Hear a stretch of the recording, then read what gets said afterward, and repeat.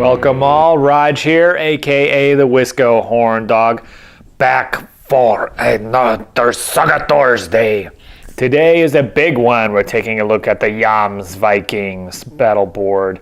Now this one is pretty cool. It comes from expansion, Northern Fury. That's a guess. Maybe I'll catch it in post. Yeah, I got Mikey G back again, intimately familiar with the Jomsvikings, and we are going to take a look at this board. We're going to break it down. We're going to dice it, slice it. We're going to figure it out. It is split into two parts, just to warn you ahead of time, because we talk about it so much, and there really isn't any reason anyone wants to listen to us go on for that long. So, split in about two 20-minute segments. This is the first today. Let's check it out. All right. Back again with the People's Viking. What This up? is Michael. How are ya? Pretty good. How are you? Good. Fucking good to see you. You handsome Thanks. devil. All right. We're going to talk some Yoms. Jomsvikings. Yoms for short. Does everybody say Yoms? Most people say Yoms, yes. Say Yoms. Yeah. Okay, so what? Now the background on these. This is like, say if I'm wrong, but my understanding is the way that there's like a military orders of like Teutonic Knights or Templars. Like this is like the Viking equivalent of that, is like a warrior brotherhood as a kind of way to distinguish them from just fluff wise. And they may or may not be real. Yes. On top of Yes. It's kind of like a warrior brotherhood, bunch of dudes going around punching people, and potentially a lot of this is maybe in legend. Like these guys may not have been real, or they might not have been very legit, but there were a lot of stories about them being cool. Yeah. So these are like the most Viking of the Vikings. Yes. Is that Uber right? Vikings. The Uber Vikings. So, okay, cool. Well, let's start at the top of the board, because they got a little something going on yeah, there. there's this wrath mechanic with these guys. A little precursor to some of the other boards. Eventually got these little counters, but these were the first ones. I believe First so. special Yep, guys, I would you believe say? so. Yeah. I think they're in the first expansion. I believe so. Okay, they got a little wrath meter. What's up with the wrath meter? So the wrath meter, it's basically a display of a representation of how angry, pissed off, and/or badass your guys get during the game. This dude's pissed. And it's from 1 through 6, although there is a 0. So you don't start with a wrath unless you take a special character. So you'll start at 0. And as abilities, as we'll see later on, they give you a choice of whether you want to whether your opponent wants to let the ability happen, or they want to give you wrath. And as we'll see with the later abilities, some of the things that are keyed off of wrath are unbelievably powerful, like stupidly so. So. Yeah, it's a pretty big mechanic. It tops out at 6. You can't get any more than that, but you basically just build that up. Okay, so let's discuss the first activation. So their activation abilities are kind of, a couple of them are slightly different. This Wrath one will basically illustrate the conundrum that you're placing before your opponent. So the first one is Pagan Fury. It's an activation. It uses either an uncommon or a rare. You discard the die. Your opponent chooses. You immediately activate 2 of your units. Sorry. Yours says Pagan Mine Fury. says Pagan Fury. What does yours say? Mine says Wrath on it. Oh, that's goofy. The top leftmost thing in the board. The top leftmost ability. Yeah. Did you say Wrath? That's so. Mine says Wrath. I wonder if it's a typo, because Wrath is Wrath. There's Wrath. It can't be Wrath. There's Wrath next to the 1, like next to the counters, but the first ability on mine and the actual book that I have is Pagan Fury. Oh, funny. I must have like a knockoff reprint or something. Hey, it looks That's cool. legit. Yeah, it's just called Wrath on mine. So So what board either you have. Wrath or Pagan Fury. I mean, either way. Yeah, it's probably definitely Pagan Fury. Um, Otherwise, that's kind of confusing. little bit. So okay, go So, on. your opponent chooses either you as the Yams player immediately activate 2 of your units, or it does not happen and your wrath level is increased by 1. So for a rare dice, this is a little expensive, but for an uncommon die, being able to activate 2 of your units in place of 1 is pretty phenomenal. And it's any of your units, so it doesn't matter which they are.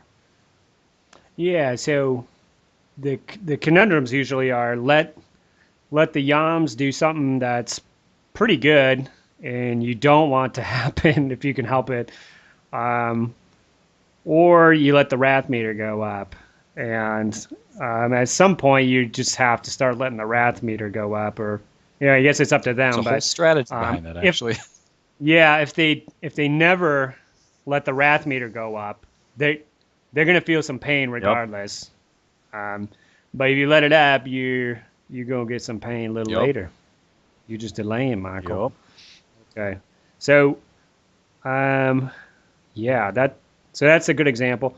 They've got the Hearthguard Warrior activation, so they're missing the Levy. That's because they don't. So Levy doesn't exist for them. They cannot take Levy. Okay, so Warband, they don't let in the pussies and the wimps, man. Is there anything from like equipment? Can they take bow guys? Or no, they have 0 ranged options. They do have the ability that anyone in the list can take a Dane axe. So the 2-handed axe gives you. Oh, cool. So whether that's your warlord, any of your Hearthguard, or your warriors, any of them can take Dane axes. We'll talk about that later and how that can kind of create some interesting options for you. Okay. Can they take a unit of berserkers like the? So that's a difference. Viking specific. So these are like the heavily armored. These are more armored dudes. You could say as justification. And like fluff-wise, they're all warriors, right? Like they're like Levy are typically like farmers and shit that people just like. Oh, you're gonna go fight for us now. Grab your pitchfork. Let's do this shit. Whereas Yams, all of them are military. All of them are trained warriors. So at minimum, you have a warrior model. There are no Levy available to you. Mm-hmm. Yeah, so that makes sense from a fluff perspective. Going down to activation pools, so this one's slightly different too, right? So instead of discarding a rare to roll 2 dice, you discard a rare to roll a number of Saga dice equal to your wrath level. So at the beginning, you don't do shit. Nothing. And then at the end, it could be pretty awesome. Yes. So this one's tricky because in the beginning when you're trying to get multiple units moved up, that's where Pagan Fury kind of comes in and being able to activate multiple units for a die, and you can use that multiple times. Like this, your dice are going to be limited in the beginning. You're going to have a much harder time kind of getting extra rolls because, as we'll talk about a little later, getting Wrath can be kind of hard. So. Mm-hmm. Yep. Okay. The attack pool, that's different as well. And awesome. So you can use any one of the dice. Mm-hmm. And the difference is instead of gaining 1 attack or defense, you're gaining 2 attack and defense, or that old wrath meter, man, can take it up by 1. So this is dice fucking, efficiency wise. This is awesome. Fucking cool, yeah. You can just throw a bunch of uncommons and get 2 each. Real nice. And it's for melee or shooting reaction, so you can still have some shooting defense if that's what you want to go with. Yeah, I mean, you really could like load up shooting defense by pretty efficiently throwing commons down here. 2 defense dice against shooting. You're probably going to take 2 or 3 hits generally, so you're always going to get to use those block dice. And like we said, each extra defense dice almost statistically removes a wound from your models. Okay, cool. Let's move on to punishment. So this is another one that can be a common, uncommon, or rare. It's activation discard this dice when 1 or more enemy units are activated, and it gives them a tough choice.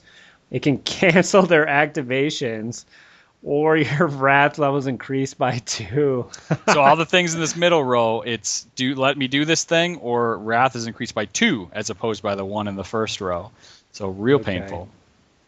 So these are, as we go down here, these are all painful choices and wrath builders. And then the column to the right then will be spending them. The unleashing of the wrath. Okay, cool. So I don't know. This seems pretty good for just that uncommon. Yep. So it's the uncommon. It's the ability to cancel the activation. We saw that with intimidation, right? Where you could cancel. Yeah, that was uncommon for this.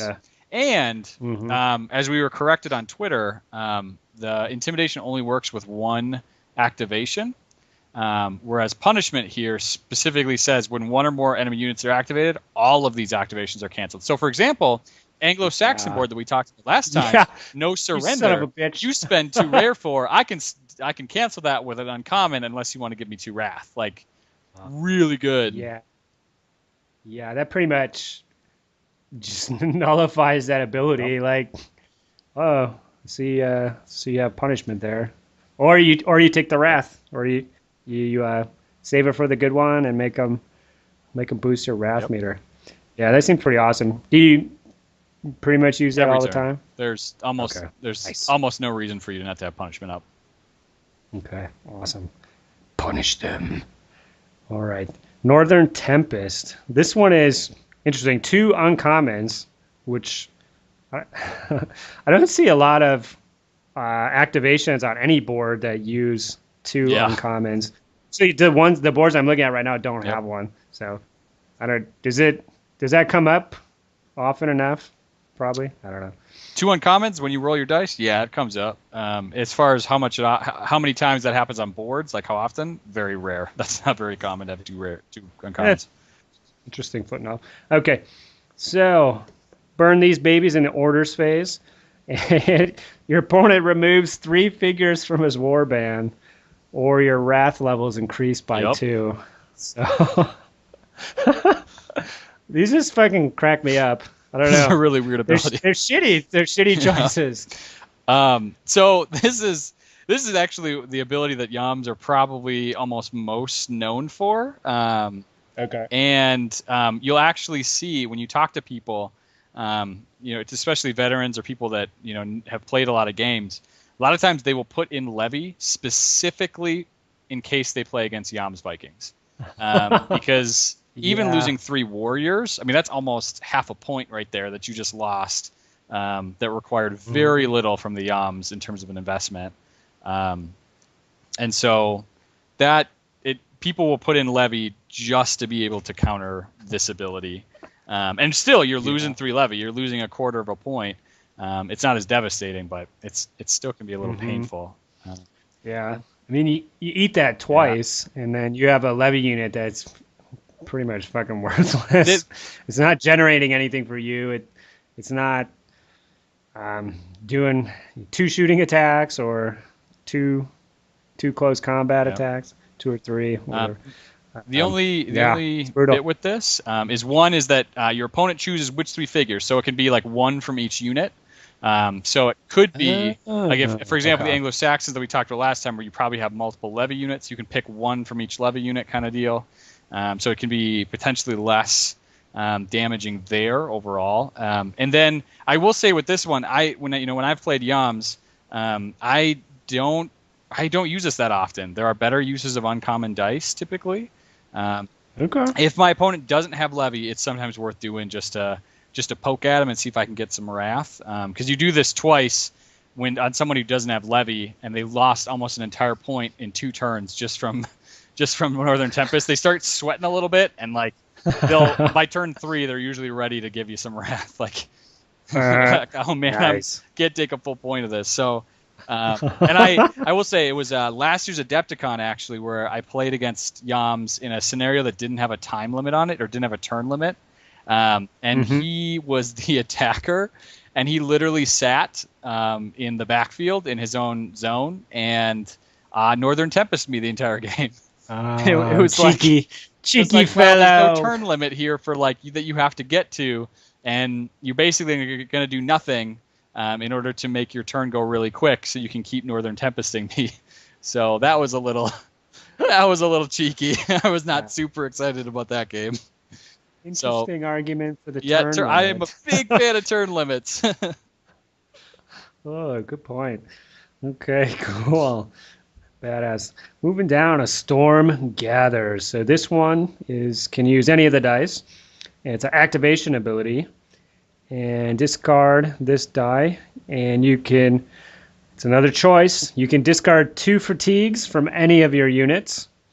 So presumably 2 on one unit is a nice option. Or you could split it up. Or the wrath levels increase by 2 once again. This one, yeah, seems pretty good. It's just nice to have abilities that can discard fatigue, because not every list can do it. For a common, it's better than a rest if they let you take it.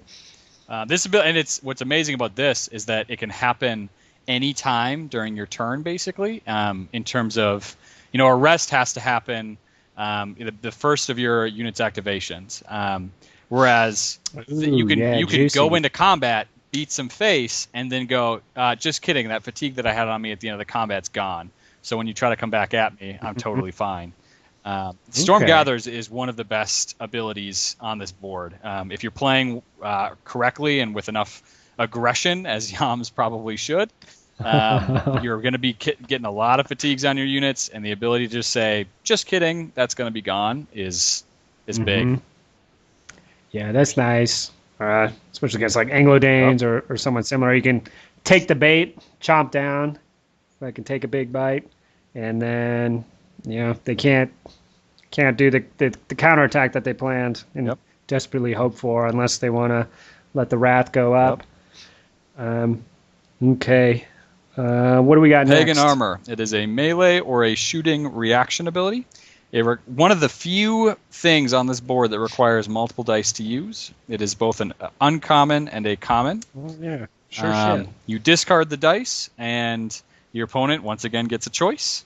A unit that you choose discards half of its attack dice, or your wrath level is increased by 2. So typically for a shooting, there's not necessarily that many dice being rolled, so it's not usually that important for a shooting attack. But for a melee attack, when somebody's managed to generate 12, 16 dice, like a unit of berserkers, for example, to be able to say, like, nah, it's just going to be cut in half right now.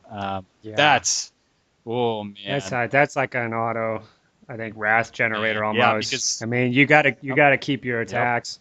A lot of boards kind of depend on that hammer dropping and going in with the massive pile of attack dice, and at least you're making them pay. You'll pay for it when they come in. As far as shooting, I'd probably just go. Put my dice in the attack pool. Nickel and dime, and you've got the option for attack or defense. So, okay. Last one in the tricky choices here. This is Pagan Faith. So it's an uncommon and a rare. No, it's either of them. Either. And your armor is increased by 1. That's fucking good. Or your wrath level is increased by 2. So, as we talked about last time, there's a lot of abilities on various boards where you increase your armor by 1, but it usually costs 2 dice to make that happen. This just requires, I probably wouldn't be using a rare, but it only requires an uncommon, which is great. Just phenomenal. Yeah, that's nice. Anytime you can get the armor from 5 to 6, fucking do it. That's good. That's tough. Okay. Well, that is the last of the, wrath generator. Tough choices. Do you know which ones people usually end up eating the wrath on, or is there one that is more than most that you've identified at all, or is it just situational? It's a little situational. I will say, punishment, if it's against a board, like, as we talked about Anglo-Saxons, the no surrender, where it's, you have a ton of activations with your dice. That one will occasionally get it, but most people, we also talked about the Anglo-Danes with intimidation. Most people plan ahead. They plan, I'm going to put one extra die down for activations. People plan ahead for punishment, so that doesn't usually get it that much. Northern Tempest can get it only because a lot of Yams players overuse it and they think that that's the be and end all, and it makes new players nervous when they start losing models like that. But most of the time, Northern Tempest is not. It's not even used that much, but it's not really getting much for Wrath. The biggest ones are probably Pagan Armor, the ability to cut your opponent's attack dice in half, and Pagan Fury. So the ability to activate 2 units, and it only raises the Wrath level by 1 if you cancel it. And that's partially because it's the Wrath only by 1, so it's not that egregious. And also because what sometimes new Yams players end up doing is they put most of their activation dice in Pagan Fury, not realizing that an opponent can almost stop an entire turn. Then it'll give them a bunch of Wrath to do it, but they can stop either most of a turn or, as they're just about, they got 1 dice left on Pagan Fury, they're just about to go for the throat. Your opponent goes, just kidding, you're stuck now, and can deal with a counterattack. Yeah, that is my one game against the Yams. And we might talk a little bit more playing against them, but that's exactly what he did. He put all his activations in these, the Pagan Fury and Storm Gathers and all the, the Wrath generators, and I was ready to pounce. He put everything in there to attack, and I just canceled it all. Went from 0 Wrath to 6 in that one turn, but if I can hammer, he had no defense, no nothing. I hammered him, and he had 6 Wrath for the 1 unit left, which I got to see like how awesome 6 Wrath was. Yep. But at that point, you just had the 1 unit left, so I wasn't going to get it done. All right, let's cut her right there. Now, we are done for now. We've got on way too long already. We got to cut it. But we are going to be back with part 2 of the Jomsvikings battle board review. And it should be quite tasty. At least as tasty as this first part. Like and favorite this stuff. If you got a buddy who's into Saga, spread the word. We need more Saga media out there. Subscribe to this stuff yourself so you don't miss the next Saga video coming out on the next Saga Thursday. And don't forget to be a hobby horn dog today. Saga!